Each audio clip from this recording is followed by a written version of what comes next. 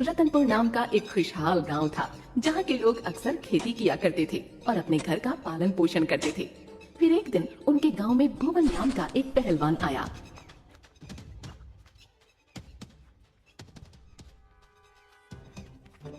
अरे ओ भाई, ये कौन सा गांव है? बड़ा ही सुंदर दिखाई पड़ता है।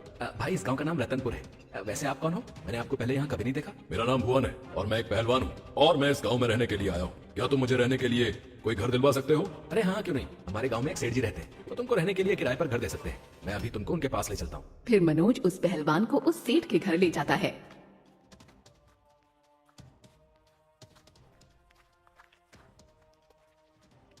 अरे सेठ जी तनिक बाहर तो आइए, मुझे आपसे थोड़ा काम है। अरे क्या हुआ मनोज, क्यों चिल्ला रहा है? क्या काम है तुझे?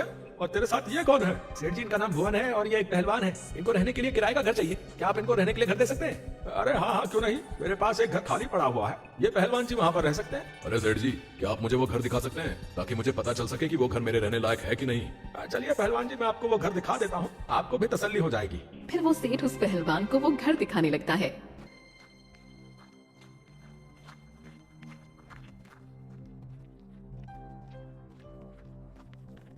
ये देखिए पहलवान जी, यही वो घर है। आप इसमें आराम से रह सकते हैं। ठीक है सेठ जी, आज से मैं इसी घर में रहूंगा। वैसे इस घर का महीने का किराया कितना है? पहलवान जी, आपको इस घर में रहने के लिए महीने के केवल 1000 रुपए देने होंगे। ठीक है, मैं आपको हर महीने इस घर में रहने के लिए 1000 रुपए देने के लिए तैयार हूँ। फिर वो सेठ और मनोज वहाँ से चले जाते हैं और वो पहलवान उस घर में रहने लगता है।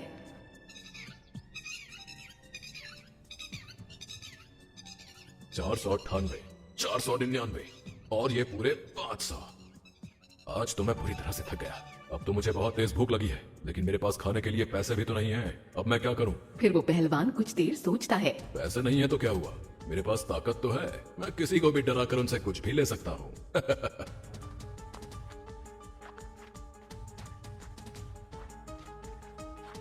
अरे वाह, जलेबी। जलेबी तो मुझे बहुत ही पसंद है भाई। अब मुझसे और रहा नहीं जाता। इन जलेबियों को तो मैं आज खाकर ही रहूंगा। फिर वो पहलवान उस जलेबी वाले के पास जाता है और उससे कहता है, अरे ओ भाई, तुम्हारी जलेबी में से तो बहुत ही अच्छी खुशबू आ रही है। जरा मुझे एक प्लेट जलेबियां तो देना। जी भाई, आप 2 मिनट रुकिए, अभी आपको गर्मा गर्म जलेबियां खिलाता हूँ।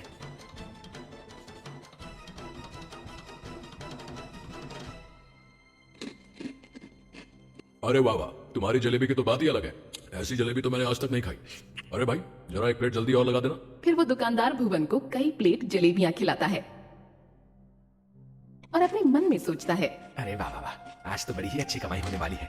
मेरी तो आज बहुत सारी जलेबियां बिक गई। भाई मेरा तो पेट भर गया। तो ठीक है, अब मैं चलता हूँ। कल जलेबियां खाने फिर से आऊंगा। अरे ओ भाई, कहाँ जा रहे हो? मेरी जलेबी के पैसे तो देते जाओ। कैसे पैसे और कौन सी जलेबी? और तू होता कौन है मुझसे पैसे मांगने वाला?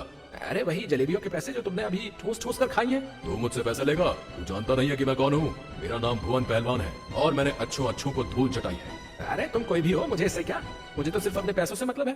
तुम मुझे मेरे पैसे दे दो भाई, तभी मैं तुम्हें यहाँ से जाने दूंगा। अब तू मुझे रोकेगा? रुक, तुझे अभी बताता हूँ। फिर वो पहलवान उस दुकानदार को पटक पटक कर मारता है। अरे पहलवान जी, मुझे छोड़ दो, मुझसे गलती हो गई। अरे अरे कोई बचाओ। अरे पहलवान जी, मुझे नहीं चाहिए मेरे पैसे, बस मुझे छोड़ दो। अब आया ना उठ पहाड़ के नीचे। अब से मैं रोज तेरी दुकान पर जलेबी खाने आऊंगा। अगर तूने मुझसे पैसे लिए तो तेरी खैर नहीं। इतना कहकर वो पहलवान वहाँ से चला जाता है।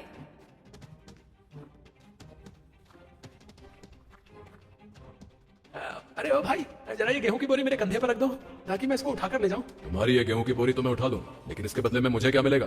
अरे भाई, कितने लालची व्यक्ति हो यार तुम ऐसे ही किसी की मदद नहीं कर सकते क्या? मैं भला तेरी मदद क्यों करूं? तू मेरा कोई रिश्तेदार थोड़ी लगता है। चला भट यहाँ से और मुझे जाने दे, नहीं तो तुझे इस बोरी के साथ साथ किसी तालाब में फेंक दूंगा। कितने घमंडी इंसान हो तुम। तुमसे तो बात करना ही बेकार है। बहुत ही घमंड है तुम्हें अपनी ताकत पर। घमंड क्यों ना हो, ये बॉडी एक दिन में नहीं बनती। इसको बनाने में कई सालों तक व्यायाम और कड़ी मेहनत करनी पड़ती है। हाँ, तो इस बॉडी का सही इस्तेमाल करो ना और इस बोरी को उठाने में मेरी मदद करो। तुझे एक बार में बात समझ में नहीं आती क्या? जब तुझे एक बार बोल दिया कि मैं तेरी मदद नहीं करूंगा तो फिर तू मेरे पीछे क्यों पड़ा है? इतना सुनकर उस व्यक्ति को गुस्सा आ जाता है और उन दोनों के बीच लड़ाई हो जाती है। तुमने मेरी गेहूं की बोरी फाड़ दी। मैं तुम्हारी शिकायत मुखिया जी से करूंगा। अरे जिससे कहना है कह दियो, मैं डरता थोड़ी हूँ मुखिया से। चला भट यहाँ से और मुझे जाने दे। फिर वो व्यक्ति रोते हुए वहाँ से चला जाता है और भुवन भी अपने घर के लिए निकल जाता है।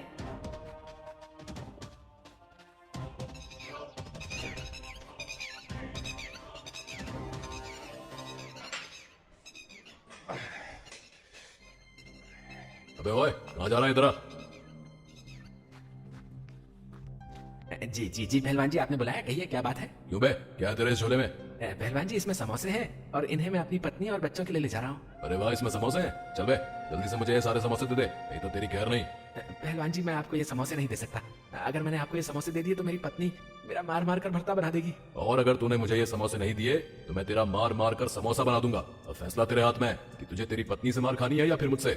मेरी पत्नी की मार तो मैं सहन कर लूंगा, लेकिन अगर इस पहलवान ने मुझे मार दिया तो मैं सीधा स्वर्ग पहुंच जाऊंगा। क्यों बे, किस सोच में पड़ गया? समोसे देता है कि मैं अभी तेरी आरती उतार दूं? अरे नहीं नहीं पहलवान जी, मैं समोसे देने के लिए तैयार हूँ, ये लीजिए समोसे। फिर वो व्यक्ति उस पहलवान को समोसे देकर वहां से चला जाता है।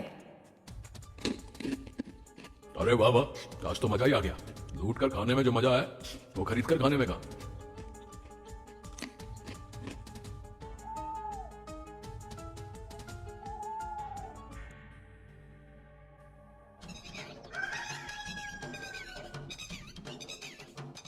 फिर एक दिन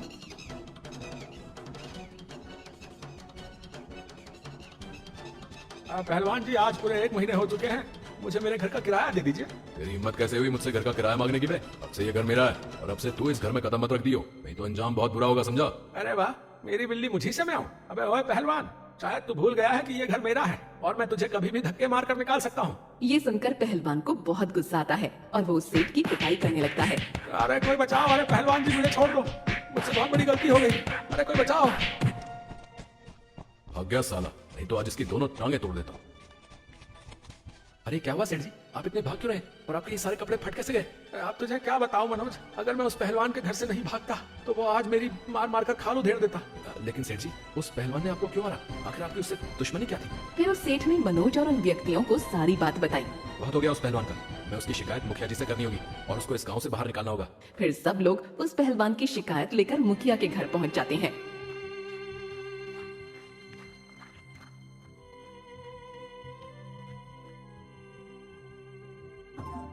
अरे गाँव वालों, तुम सब यहाँ, क्या बात है? मुखिया जी, उस पहलवान ने हमारा जीना आराम करके रखा है, आप उसका कुछ करते क्यों नहीं हो? हाँ मुखिया जी, आप उस पहलवान के घर जाइए और उसको जाकर सबक सिखाइए। अरे ये तुम क्या कह रहे हो भाई? अगर मैं उस पहलवान के घर गया तो वो मुझे पटक पटक कर मारेगा।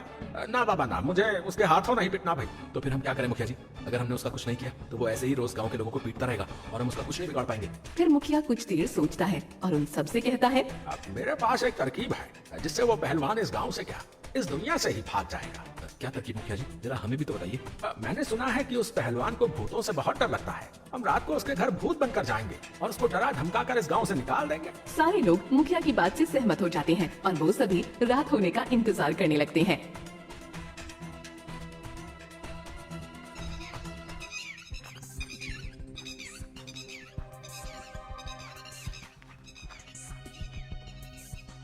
क्यों बे मनोज, कहाँ जा रहा है? इधर आ। जी पहलवान जी, आपने बुलाया, कहिए क्या बात है? मैंने तुझसे कितनी बार कहा है यहाँ से जाओ तब मुझे प्रणाम करके जाया करो, लेकिन तेरी समझ में बात कहाँ आती है? अरे मुझे माफ कर दीजिए पहलवान जी, मुझसे गलती हो गई। अब से मैं रोज आपको प्रणाम करके जाया करूंगा। ठीक है, लेकिन तेरे हाथ में ये डिब्बा कैसा? आखिर क्या है इस डब्बे में? पहलवान जी, इस डब्बे में बहुत सारे रसगुल्ले हैं, क्या आपको भी रसगुल्ले खाने? अरे वाह, रसगुल्ले! रसगुल्ले तो मुझे बहुत ही पसंद है। अब जल्दी से ये डब्बा मुझे दे दे, मुझसे अब और नहीं रहा जाता। अरे हाँ पहलवान जी, क्यों नहीं क्यों नहीं, आप पेट भर के रसगुल्ले खाइए, अगर और चाहिए हो तो बता देना। हाँ, जैसे ही वो पहलवान उस डिब्बे को खोलता है, उस डिब्बे में रसगुल्ले की जगह बहुत सारे केकड़े होते हैं। अरे कोई बचाओ, मम्मी काट लिया, अरे बहुत तेज काट लिया रे, अरे कोई बचाओ। अब आया ना मजा, अभी तो इसको इस गांव से भगाना बाकी है। मनोज, मैं तुझे छोड़ूंगा नहीं, रुक, तुझे अभी बताता हूँ। अरे भाग ले यहाँ से मनोज, नहीं तो ये पहलवान आज तुझे छोड़ेगा नहीं। इतना कहकर मनोज वहाँ से भाग जाता है। इस मनोज के बच्चे को मैं छोड़ूंगा नहीं, इसने मुझे केकड़ों से कटवाया और मैं इसको कुत्तों से कटवाऊंगा।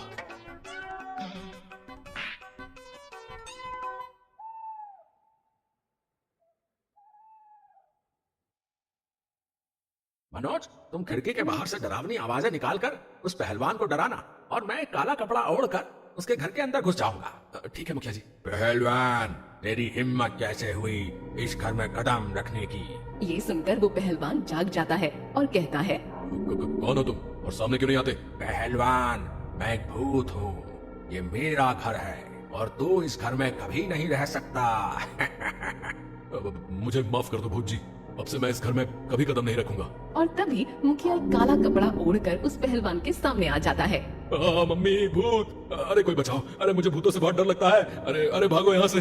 पहलवान, तो इस गांव को छोड़कर अभी भाग जा, नहीं तो तेरे साथ अच्छा नहीं होगा। जी जी भूत जी, मैं इस गांव में अब कभी कदम नहीं रखूंगा। मैं इस गांव को छोड़कर हमेशा हमेशा के लिए चला जाऊंगा। कृपा करके मुझे छोड़ दीजिए। फिर वो पहलवान उस गांव को छोड़कर हमेशा के लिए चला जाता है। अरे मुखिया जी, अब वो पहलवान इस गांव में कभी भी भूल कर कदम नहीं रखेगा। उस पहलवान की भूत के डर से पैंट गीली हो गई थी। मुखिया की ये बात सुनकर सारे गांव वाले हंसने लगते हैं।